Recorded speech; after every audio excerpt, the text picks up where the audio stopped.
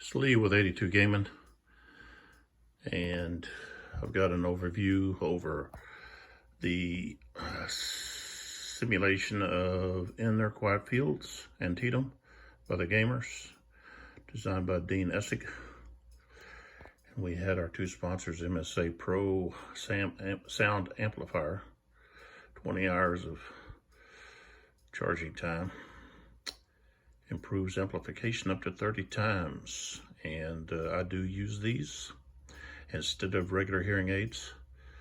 You can find out more information from earbasics.com. That's with an S, earbasics.com. And we have Cetaphil moisturizing lotion, dermatologist recommended. And find out more information about Cetaphil at cetaphil.com. Okay. We were, let's see, I think we were getting ready to do the Confederate, the Confederate 7 o'clock turn, but I'm going to have to put the game table up.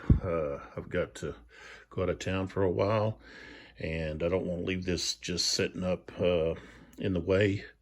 So we're just going to do a quick overview of the situation, and I'll have to start again at another time, or maybe play a smaller scenario.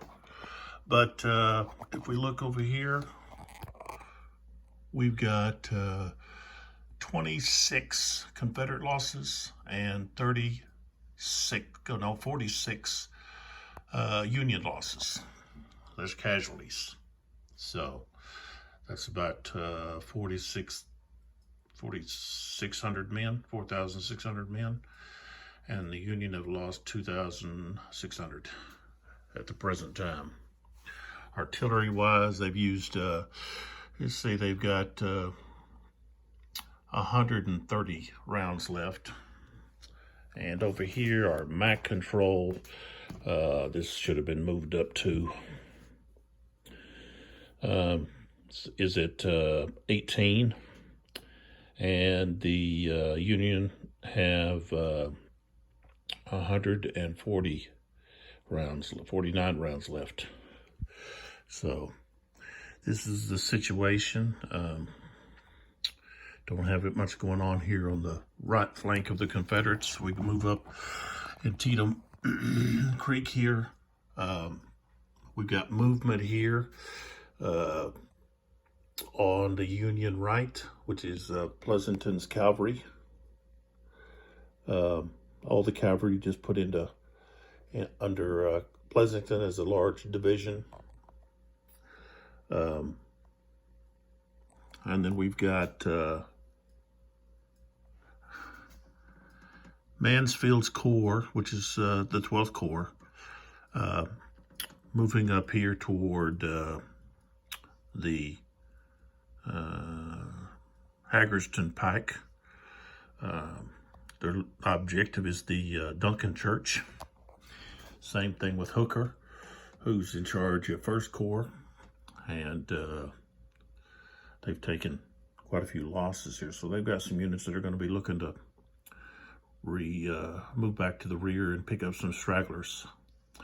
A little bit of weakening in the Confederate line here. Jackson's going to have to move some units into the gaps.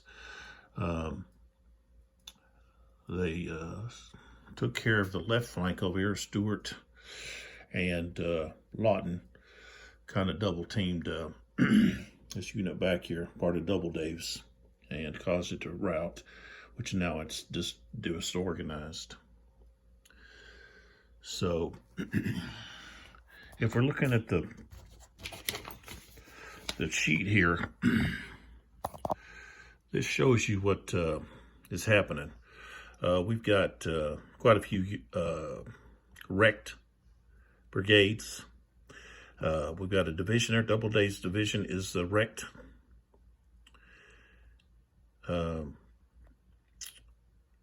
Brickett's, he's got 2.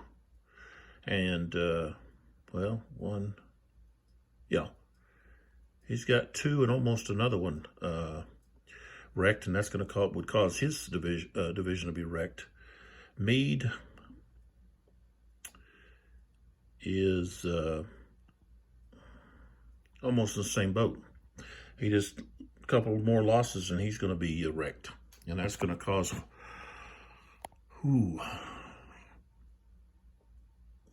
Hooker's core to back up, to retreat. So we'll see what happens. Down here we've got Green's division, and they've got two units that are wrecked, two brigades. So they're not in too good a shape either. And over here we've got, if we look at the Confederates, we look at Jackson's division. I didn't take too many losses. Ewell's troops have. He's got one that's wrecked. And D.H. Hill has got one that's wrecked. And I don't know why D.H. Hill's unit's involved over there, but well, he's got Ripley that's over there. I guess part of his units were over there defending the Duncan Church. So, and Anderson, Ripley's taking a beating. He's on the, let's see, where is he? He's, I think he had to retreat. I think he's, where did he go? Did he get eliminated? Oh, there he is. There's Ripley. He was down in here and was forced to retreat back to these this artillery unit that disorganized them. So that's where we're at. These units here and here are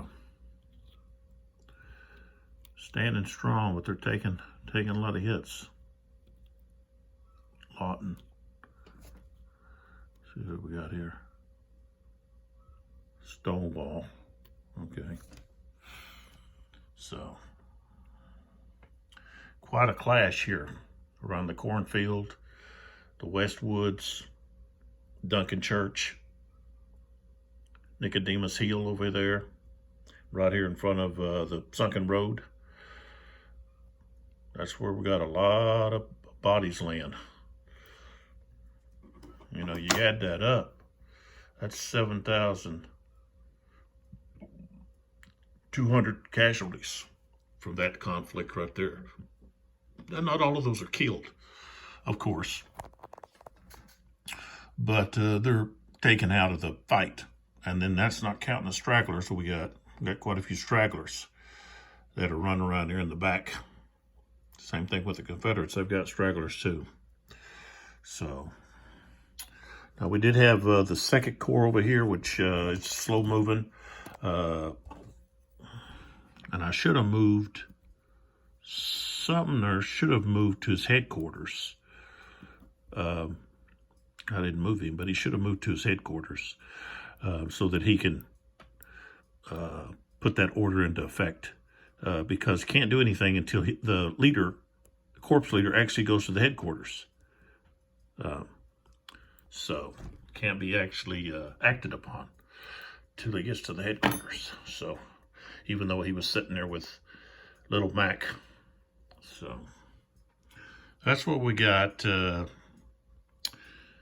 Lee was going to order McLaws to move probably up the landing road there, that or the Pike, either one, and get in there and support Jackson, give him some reinforcements. I guess I could have done that with Anderson over here. Anderson, which is Dr. Jones's, part of him, Dr. Jones, D.H. Hill too. Move them over and just move McLaws up, but I'll just keep them in a position and tell McLaws, even though they've been traveling quite a bit, go ahead and have them march to Jackson. So, and then we got Anderson coming in, part of the first.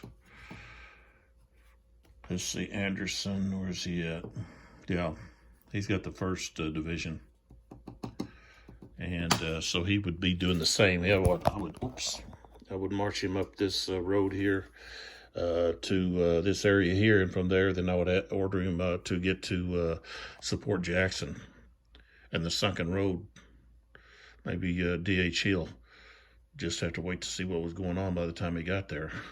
So that's where we're at. That's where we're going to have to stop. I've got to clear this all off. I hate to have to do that, but there you go. I've got to go out of town, and I can't leave this just sitting here. So, all right, I appreciate you watching. Sorry that I had to end it all before the game actually ended.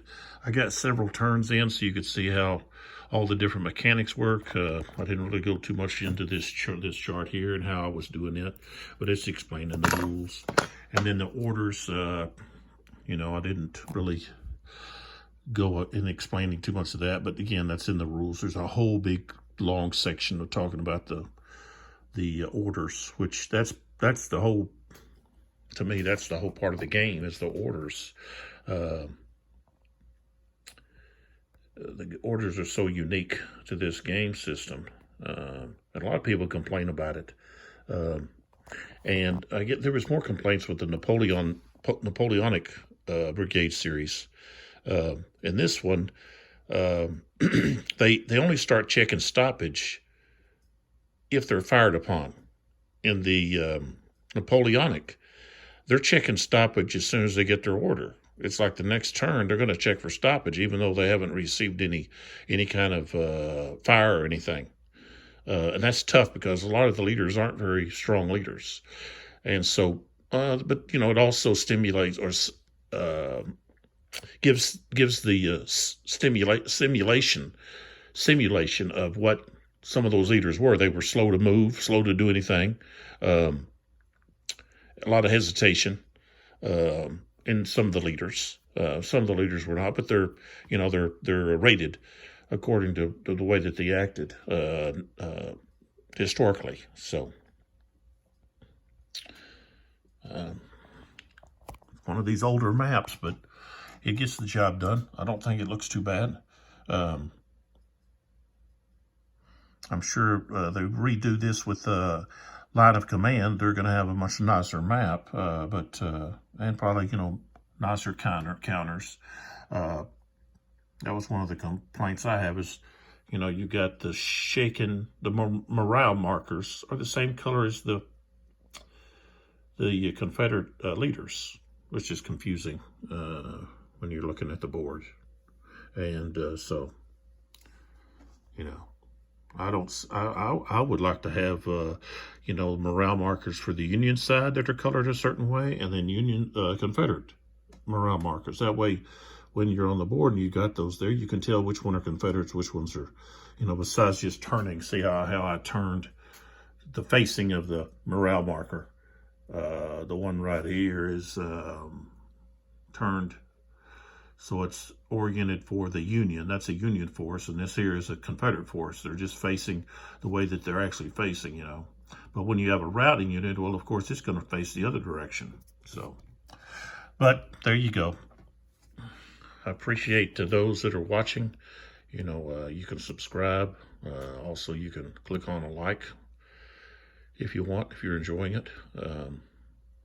And comments. I appreciate comments.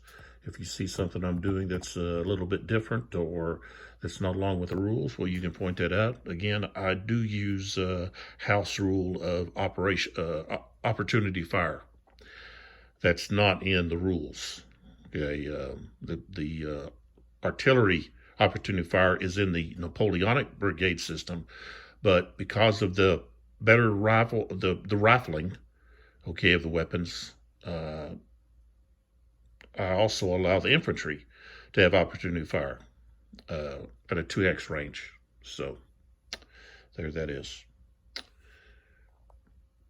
Okay, I appreciate everybody watching. I'll catch you on the next video that I do. Thanks a lot. All right, bye.